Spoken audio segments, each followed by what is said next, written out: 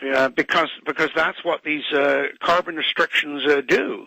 And so Kyoto, of course, came out of that. Now, there's a very interesting connection out of Kyoto. The carbon credits, Kyoto was all about, it was a socialist plan. It was a plan for equalization of wealth, taking money from the developed nations and giving it to the developing nations. Absolutely. Right? But it was also because what the extreme environmentalists are the modern-day Puritans. Right? They're the ones that are saying, you've sinned, and we're going to make you pay for your sins. And the price you pay for your sins is this carbon tax that we're taking this money from you because you built up these economies and you've destroyed the planet doing it. So you've got to help these other countries develop. They've suffered because of the climate change you've caused. And so we're going to transfer this wealth. Well, I mean, that's so destructive you don't even know where to start talking about it. Right. And so that's why. Now, and again, think about what I said at the beginning of the program about this focus on CO2. Right. Why the focus on I want to get into a little bit more about the science and everything, and come back to the hockey stick. What exactly is the ratio of climatologists out there? I'm sure there are some that really believe that mankind is causing global warming or climate change, or at least contributing to it in some small way. But to the best of your knowledge, what is the ratio between climatologists that are in that camp and climatologists like yourself who don't believe, who discount it, or at least have some doubts? Well, it's impossible to say, but I can give you my experiences, and I guess an analogy for what's going on in the U.S. right now. The government put out unemployment statistics. Well, everybody knows that people just give up registering. Therefore, it's right. Completely unreal. Right. And of course, one of the things that also should have warned people, and I tried to advise them about this, when they started talking about consensus. Okay, they say, well, the majority agree and so on. Well, consensus is not a scientific fact. As Einstein said, I can have hundreds of facts that support my theory, but if one that doesn't, the whole thing's dead. Right. Okay? And so this argument about what consensus was, of course, to silence, this minority group, this fringe group, and then they started with the personal attacks. They're global warming skeptics. Well, the response to that was, well, all scientists are skeptics. If you're not a skeptic, you're not a scientist. Right. Okay? And then they shifted. And it was the epithet was first put on me in the Times of London a few years ago. Oh, he's a climate change denier.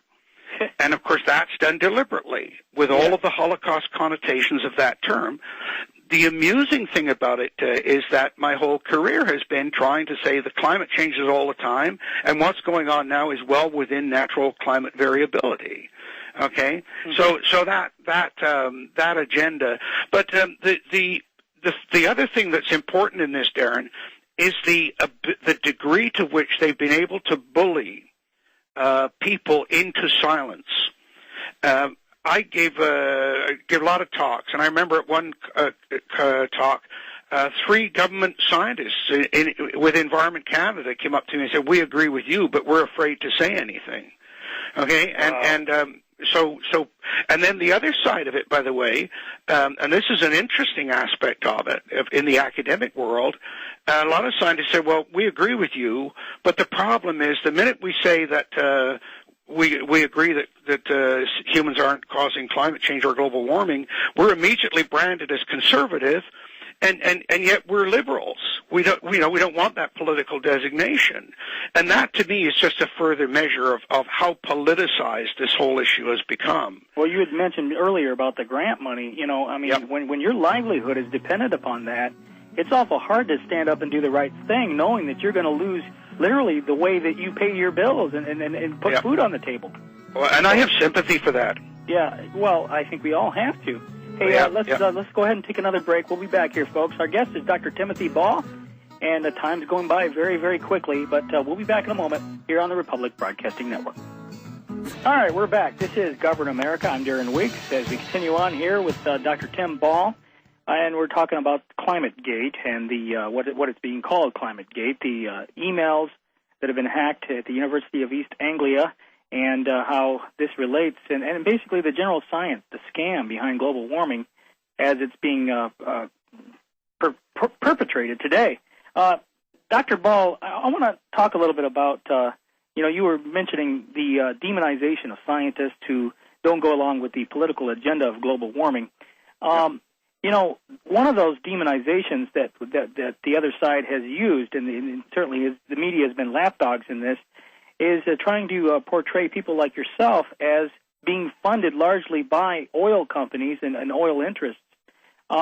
And yet recently, I get the emails from the International Institute for Sustainable Development, and they are having a conference coming up here pretty soon. And one of the things that I noticed were the logos of all these corporations that are going to be speaking to have representatives at these meetings that are pushing the global warming agenda. And a lot of these are oil companies and different energy companies. It's pretty interesting to see, because you would think that the very people that would stand to lose as far if a global warming agenda is put into place are the energy companies, because of the oil and coal and what have you. Can you address that? Well, yeah, very simple. They are simply running scared. They're buying, trying to buy credibility. They're trying to say, oh well, look, we're supporting the both sides of the issue. In fact, I've never received a nickel from an oil company, and they've tried to say that through Friends of Science. They say, a portion of the funding. We deliberately kept our funding at arm's length. It was handled through the University of Calgary because of these kinds of charges. Mm-hmm. It's a measure of the bullying. And you see and one of the things that infuriates me, well, first of all, if business sees an opportunity, fine, they're going to take advantage of it. I mean, it's like I gave a talk to farmers the other day, and there was a fellow selling carbon credits. And one of the farmers asked him, and he said, look, there's a business opportunity here. I don't even get into the debate about the science of it. The government have put up this money. It's money that can go to your pocket. And so, that's it. But what annoys everybody about anything is hypocrisy. And it's like, the supermarket selling, I'm selling organic bananas because I care about the environment. No, you don't. You're doing it because you can sell them for 4 times the price of a regular banana. And if you were losing money on it, you wouldn't be doing it. So stop the hypocrisy. Mm-hmm. And what they're doing with this funding of these institutes is simply perpetuating. It's like paying your enemy to keep fighting you. It's just absolutely incredible, but that's the degree of bullying. And by the way, like you said, there's a lot of money to be made from this. Oh, and, and certainly ethanol and these types of alternative fuels. Who are the people that are going to be selling it? Will it not be the same oil companies that are being demonized? Of course, and by the way, one of the things with the alternate fuels, most of them don't work, and I don't, in the sense I don't mean that they don't produce energy, but they simply the costs involved are huge. You take the government subsidies out of all of them, and they're not even in the picture, and so it's a totally distorted thing. And then no real cost benefit has ever been done. I mean, one of the good examples of it is T. Boone Pickens, the billionaire, was going to build these wind farms down the U.S., and you haven't heard a word about that lately because he finally found out how ridiculous this plan was. Well, he switched to natural gas now, putting his money in natural gas, and that's a much more viable situation. Yeah, one of the things about ethanol, and it doesn't produce as much energy. My understanding is it's not as efficient with regard to, what the ratio to what you put into it, all the corn or whatever it is, whatever biomass that you put into it, you get out less than than the other types of fuels.